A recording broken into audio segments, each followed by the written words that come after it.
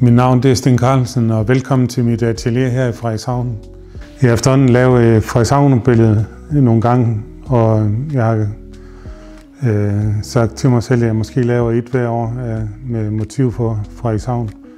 Og jeg kan se, at fra det første, jeg lavede, til det, jeg laver i dag, så bliver det meget mere detaljeret, og jeg synes faktisk, det er sjovt at se den udvikling, der har været i malerier bare på de 4-5 år, hvor jeg har lavet Frederikshavn-malerier.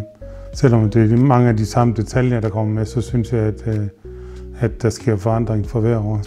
Nogle gange så har jeg noget, der er meget genkendeligt på billederne, og jeg er kommet dertil, at jeg giver mig selv lov til at male lige nøjagtigt det, som jeg har lyst til at lave på et maleri. Om det er helt naturalistisk, eller jeg laver noget abstraktion for det. Altså, jeg synes, når jeg sidder og maler det, så får jeg nogle idéer. Og så en gang imellem, så bliver det faktisk meget mere naturalistisk, end jeg lige forestiller mig i starten. Og andre gange, så laver jeg en abstraktion ud fra måske en bygning i Frederikshavn eller havnen.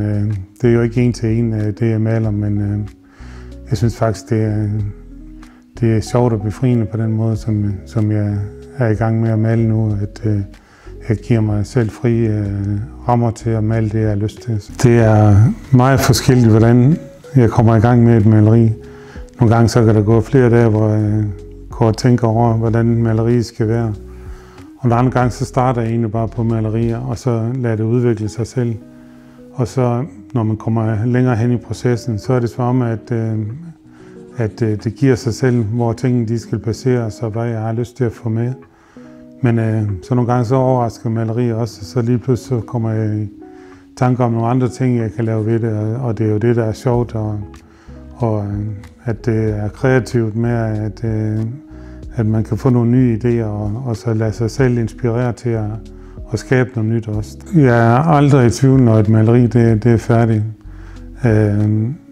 Det er som, at det næsten helt fortæller, at nu skal du ikke lave mere derpå. Men så kan det jo godt ske, når jeg går og kigger på et par dage, at man lige sætter nogle enkelte streger eller et eller andet. Men når de 2 blå mænd, de er kommet på, så laver jeg som regel ikke mere på den. Og det er sjovt, fordi det er jeg også tit tænkt over, når man står i flere måneder med maleri nogle gange, og så at det lige pludselig siger, nu er det færdigt. Og det er en behagelig og dejlig følelse. Så. Mit Frederikshavn-billede 2025, der er jo mange detaljer fra Frederikshavn. Blandt andet så har vi jo klostårne, og der har min kone faktisk rappellet nede fra en gang. Så fantastisk tårn, vi har i Frederikshavn.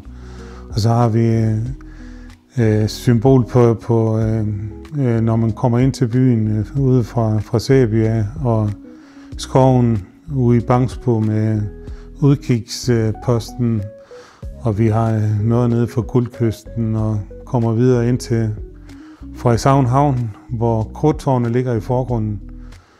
Og så har jeg så Hirsholm i baggrunden. Og selvfølgelig den her gang, det er første gang, jeg nogensinde har haft vores strand med. Og jeg tog et par enkelte palmer med, og vores dejlige ishus derude også. Og jamen, så har vi jo detaljer fra møllehuset og en masse fantasi som med marker og med broer og personer, som bryder billedet også. Hvis man har lyst til at komme forbi atelieret her i Frederikshavn, er man meget velkommen til at få et glas vin eller en kop kaffe og så få en snak her.